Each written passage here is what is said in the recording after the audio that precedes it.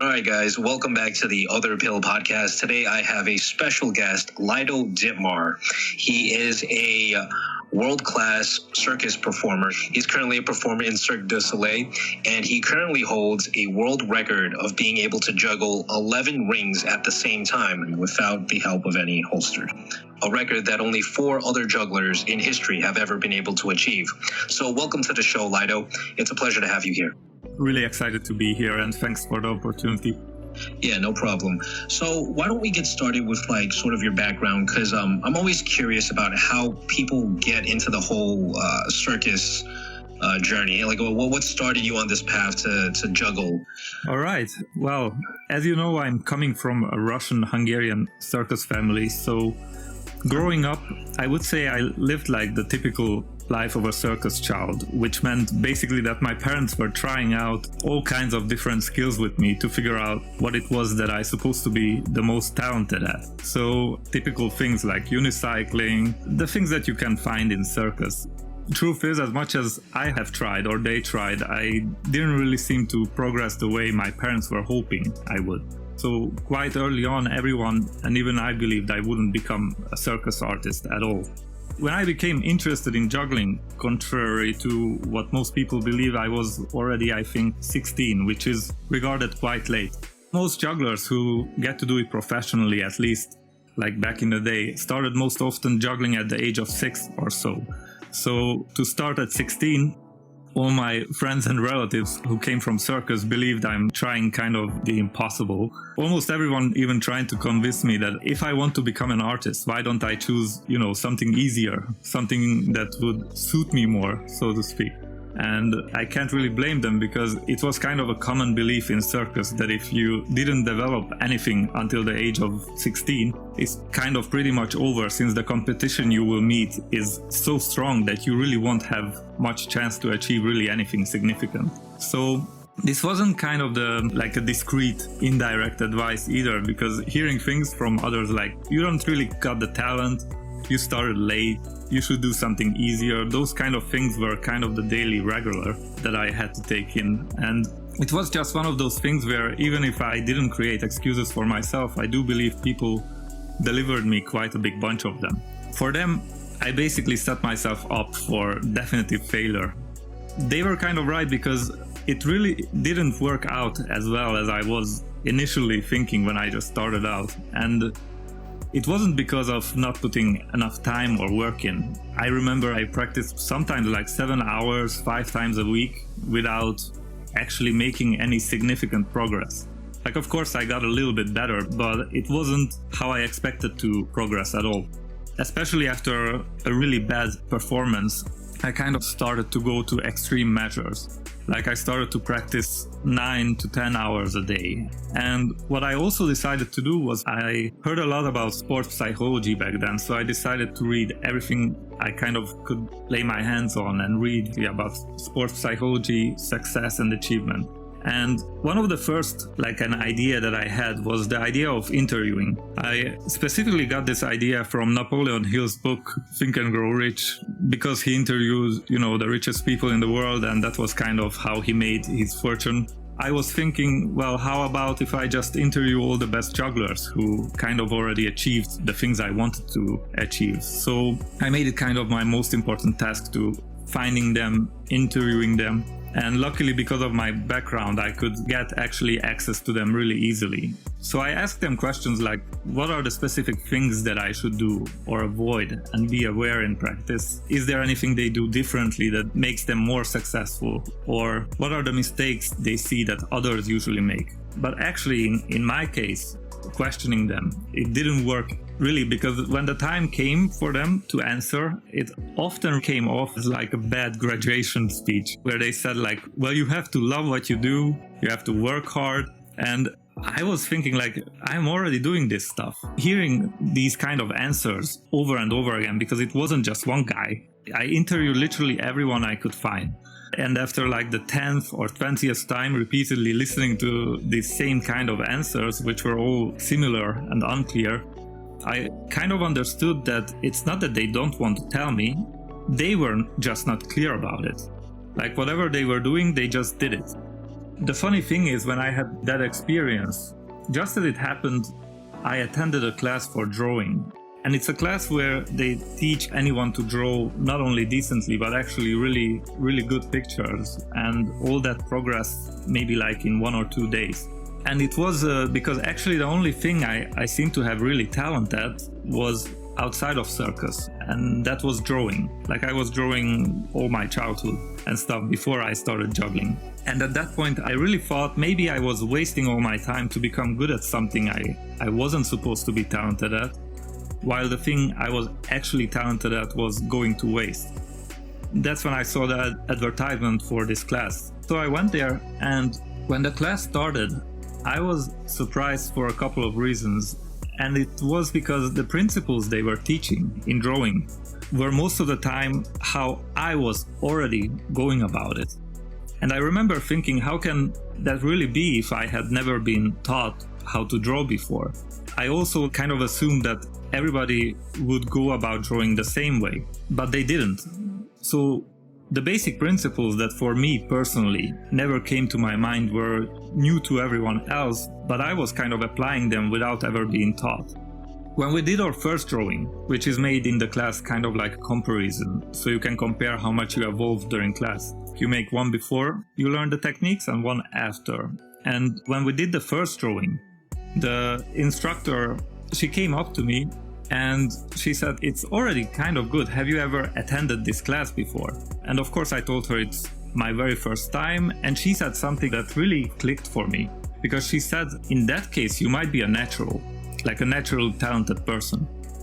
And it was the moment when I understood why maybe all the jugglers I talked to couldn't tell me exactly what they did differently. And it's simply because the right principles, without even being conscious to them, they were just doing it. And I believed that the same way how I didn't know anything about what I didn't recognize I was doing right in drawing, they didn't know exactly what they were doing, but it must have been practice principles that each of those naturals did. So basically I was convinced that the same way I found there were right principles I did in drawing, I didn't recognize doing, there must have been practice principles that naturals did that they didn't recognize. So once that clicked for me, I went back to these pro jugglers, but this time I stopped asking them, and instead I started to observe them. Just took a step back and tried to find those things that were different to how I would go about them. I started to take notes about what they started with, finished with, anything I could really think of. And this research kind of naturally expanded because I started taking notes not only about naturals, but also about non-naturals who were like me and how they were going about practicing. And I started to see how little seemingly like subtle differences each person kind of makes in practice, how those things are kind of universal. Naturals really think alike. I actually only later found out that this goes for musicians, for athletes, for dancers, acrobats, basically anything really that requires fine or gross motor skill and would require practice. They have very, very common behaviors no matter what field they work in, but it takes some knowledge from kind of both sides to really get to uncover the map of what they are doing, because no natural was ever a non-natural. And mainly that's the reason why they can't explain it or even know about it, because they can't really associate themselves with us. And if you come to them with questions, they will know how to handle the external part, but it's the inner part which seems very obvious for them. So they naturally assume that it is for you as well. Can you give us some examples of like how exactly were they practicing differently than how you were originally juggling? So now I think I should share at least, a couple of those techniques here that could be applied, if you are okay with that. Yeah, definitely. So just to clarify, these are techniques that would work for any hands-on skill, like would you say it would work for playing an instrument? It can work for basically any fine or gross motor skill that you try to refine, because the mistakes are very universal.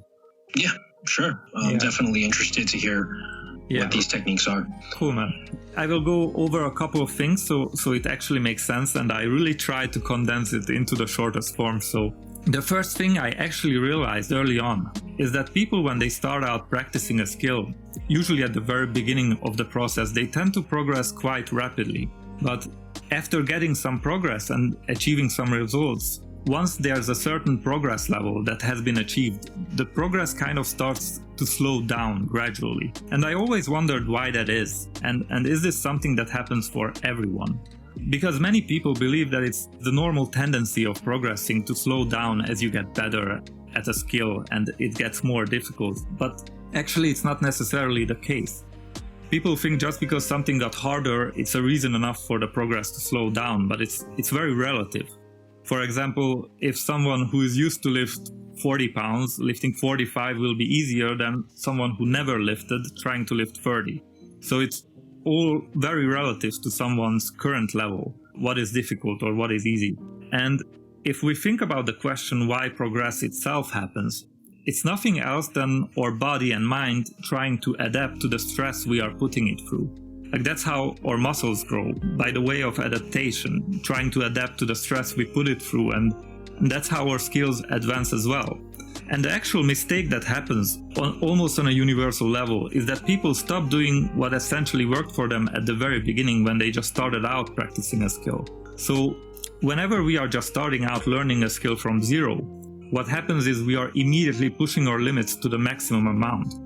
And as our skill is pushed, our system based on the reasonable stress tries everything to adapt, and so as a result we progress. And it's the reason why progress at the beginning stages tends to happen rapidly and predictably, because we push ourselves almost continually. And so if we think about why does our progress seem to slow down with time as we get actually better in it, usually when we start practicing, let's say a trick or a skill, what anyone can observe is that the first 90% of learning a trick goes very rapidly. It's usually the last 10% which creates trouble for us to make it really consistent, and which can take up like 3 or 4 more times to learn than actually the first 90% did. And so why does that happen? And it's really simple. We said that progress only happens because our internal system tries to adapt to the stress we are putting it through.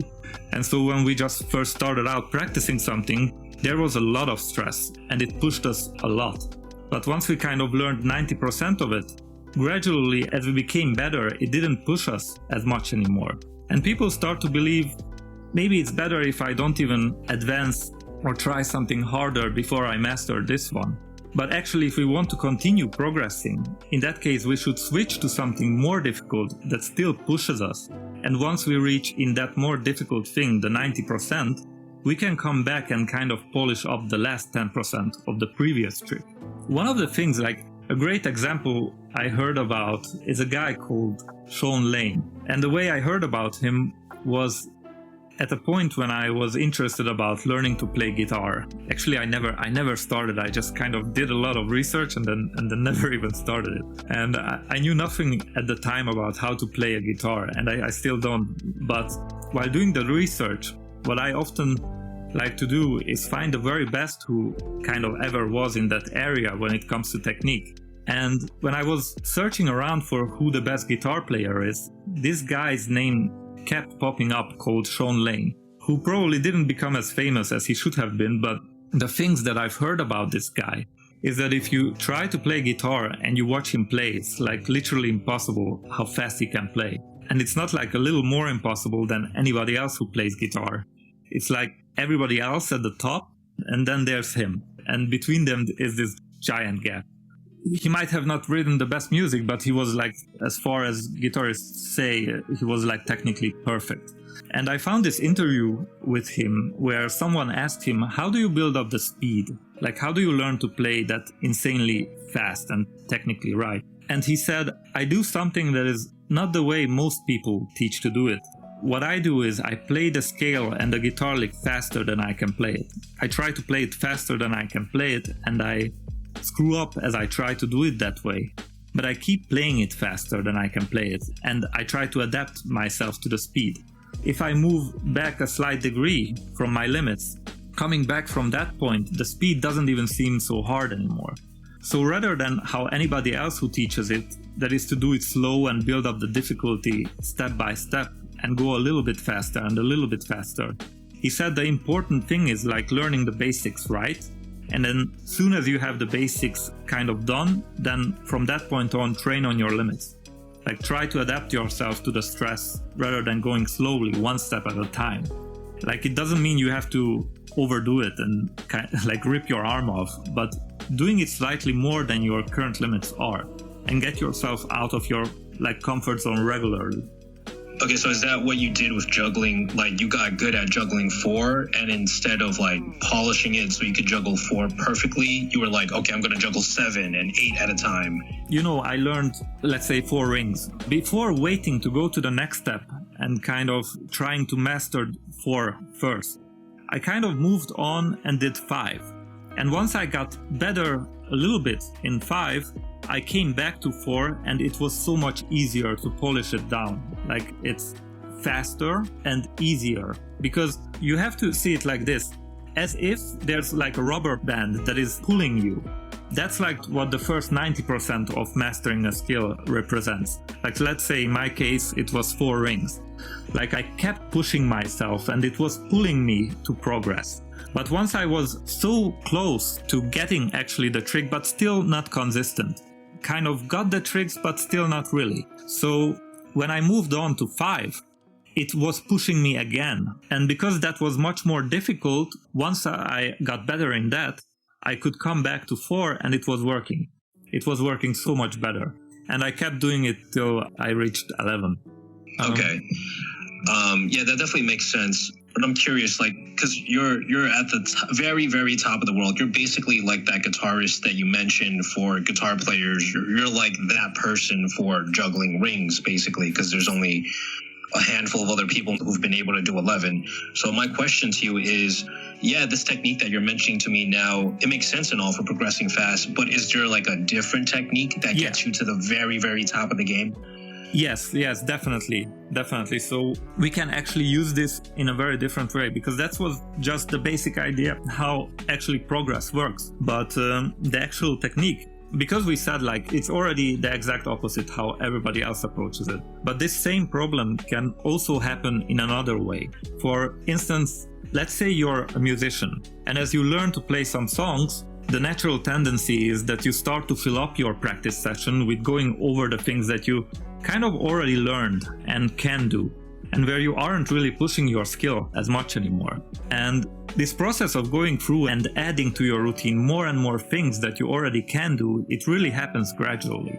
And what happens is that you start leaving anything new that actually would push you, usually right to the very end of your practice session.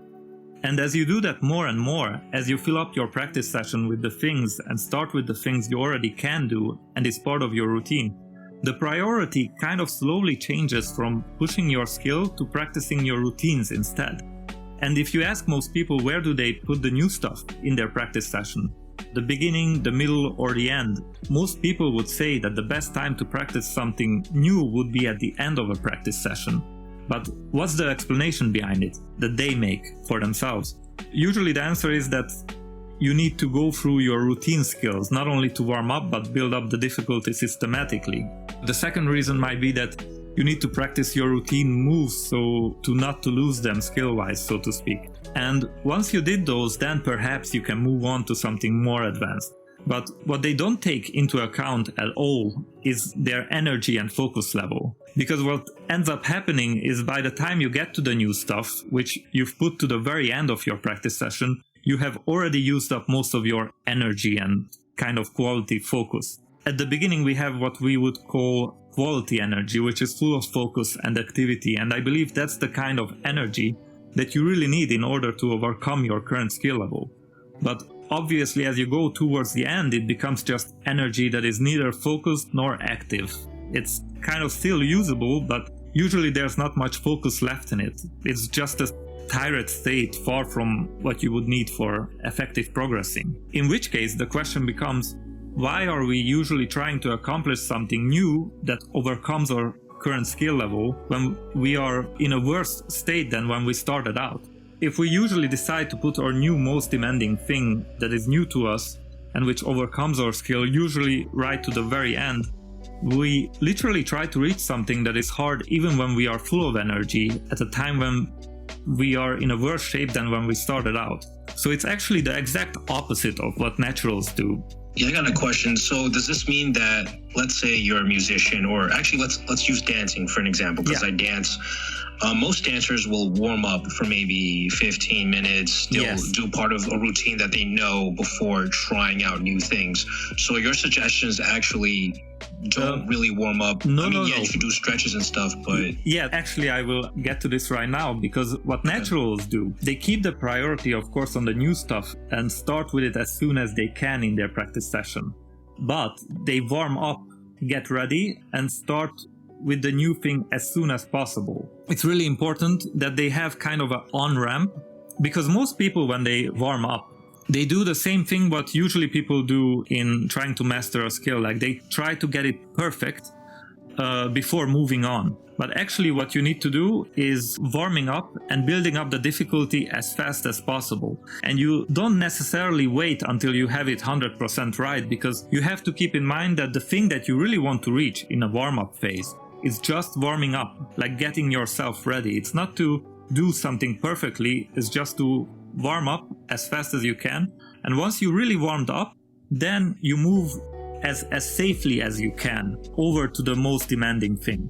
Does that make sense for you? Yeah, that makes sense. And it actually makes me think, because a lot of the people that I work with, they have like this sort of obsession with, I got to be perfect first. Yes. But what you're basically saying is you would actually have a higher chance of being perfect if you spent more time doing things that you are not perfect at. Yes, putting always the priority on the new things that keep pushing you. Because naturals always, they start warming up really fast, they move on to the most demanding new stuff, and once they got better at it, then they usually go back to their routines to perfect it. Like coming from the most difficult thing down to the easier ones gradually. And this way, by coming from a high difficulty and something harder, going back to something easier becomes almost effortless, because it syncs with their energy level. As physical energy gets burned and drops, the tricks kind of get easier and easier, instead the other way around, how everybody else does it, which is as energy gets lower, the things they practice get harder and harder. So the priority always stays with pushing yourself to new limits. Like when the routine becomes your priority in practice, instead pushing your skill, like that's when you get stuck. That's when you slow down your progress. And if you would do nothing else but just put your most demanding new thing right at the beginning of your practice session as soon as you can, and there's obviously a bit more to it than that, which we don't really would have time to get into, because I have like a complete chapter about warming up and so on. But in my book, I have like 6 principles, and these were kind of 1.5. But if you do just that, if you put your most demanding thing right to the beginning, I think I could promise anyone that their progress results will change dramatically. Because for me, this little change not only shaved off years, I think it actually is the thing that made it possible for me to even reach levels I was able to reach thanks to it. Because if I wouldn't have done this change, I'm sure I wouldn't even get half as far as I've gotten. Okay. Yeah, this is actually very helpful. There's actually one question I wanted to ask from the story that you were telling in the very beginning. Yeah. I was very surprised to hear that, your family and your friends, I guess, at the circus, they were all telling you that, hey, it's too late to start and that you're most likely going to fail. My question to you is, how were you able to get to such high levels of success when you were in such a toxic environment? People were dragging you down. Yeah. They were saying things like, you can't do it. How were you able to still make it so far? As you have these kind of experiences, of course, you kind of start to think about giving up. But I kind of believe that, and I always believe that, even if nobody believes in you, but you believe in yourself, then that's what really matters. Because if you can't believe in yourself, it doesn't matter at all how many people believe in you. It won't be enough. So you really have to put your belief in yourself first.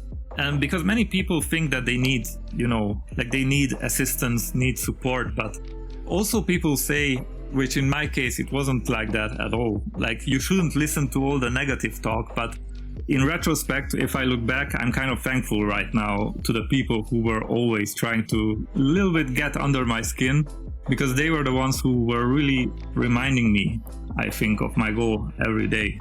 They probably never would think about it this way, but they were the ones helping me actually, I think, the most. Because it really didn't let me forget about my goals. I kind of got reminded daily.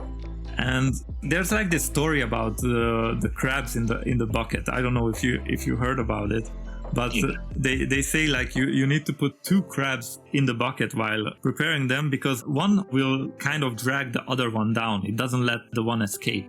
And when I read that story, I kind of realized that people in toxic environments are really like that. They will see you as a mirror because you are trying to reach your top level. They project it onto you, their kind of anger and disappointment about themselves not doing everything that they can. So they kind of try to yank you down to their level and say that you are no different than us, instead of support you. And every time I kind of got a comment like that, I was just understanding that it's not about me, it's about them and how they feel about themselves. And that's what kind of helped me not to take it to heart. At the same time, I kind of did, because it did piss me off. I see. Yeah, so, I mean, this is all very great information. Is there anything else you feel people should know when it comes to practicing skills, or any other tips? Well, when you observe masters kind of in any field, you will find that they often do things that are very counterintuitive. So counterintuitive means doing the things that seem like the right thing to do isn't usually the thing that works. Doing the thing that doesn't seem to work is often kind of the hidden road to succeed. And if you look at like 80% of what they do, usually you can say, yeah, I understand that because it's really intuitive. You can make sense of that because it's like kind of the logical and obvious thing to do, but it's the other 20% that's like really counterintuitive. Like one little shift, one simple change that you wouldn't even think matters that much. But sometimes that's all it takes. And the magic really lies in doing those 20% of critical counterintuitive things that are almost universal. Mm-hmm. I do have one other question, because you must have performed in front of like thousands of people per night, right? Yeah. My question to you is, how do you overcome the anxiety of having to perform in front of such a large group of people? Okay, that's a hard topic. The thing that really helped me, what helped me was meditation, kind of holding the focus without distractions. I realized very early that most jugglers usually drop around the 2 or 3 minute mark. And it's not gonna be tricks that they drop that they haven't mastered. Like the drops happen randomly along the act, which means that there was some other factor, which was actually distraction. And it's not outside distraction, it's internal distraction. At the moment when you lose connection to your 5 senses, like you are not in the present moment, that's the moment when drops happen. And most people are completely artists, unaware about it. In most genres, it's okay to be distracted once in a while, but not in juggling. In juggling, if you are distracted and you lose the focus, you're gonna drop. That's for sure. And when I work as a juggler, it's not that I throw my tricks perfectly.